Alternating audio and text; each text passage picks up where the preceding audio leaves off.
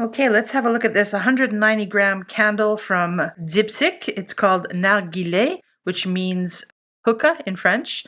And this one lasts about 50 hours or so, a couple of days. Well, depends how long you burn it for. Okay. What the heck? Someone stole the wax and the wick. Oh wait, that was me. So this is a post review, I guess, because I've already used it up. I forgot to review it, but I'm doing it now. This is a lovely candle. Actually, all Dyptique candles are lovely. Comes with this instruction booklet here on how to use it, and also tells you about the craftsmanship in the front here.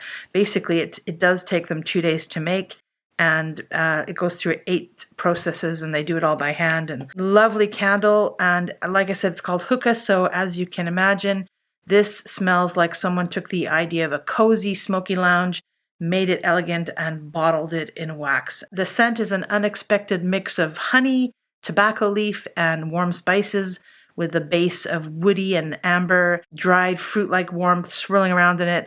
It's not sweet in the sugary dessert candle type of way, which is great because I don't go for that. It's more like that comforting, nostalgic sweetness you get from a smoky cafe on a lazy afternoon. Rich, cozy, and a little bit mysterious, and I think it's a little bit sexy too.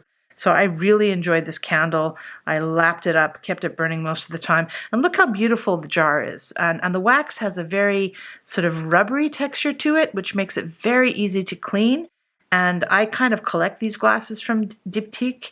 I just clean them up a little bit, wash them up. The sticker is absolutely beautiful, and what you can do is put stuff in it. So currently, I'm just putting gum in mine. And the packaging's so beautiful that I decided to recycle it. I cut up the bag it came in, the square piece, and framed it because Dyptique candles are so lovely, and it's not something you treat yourself to every day. Instead, this is something you can indulge in when you want to show appreciation to a loved one.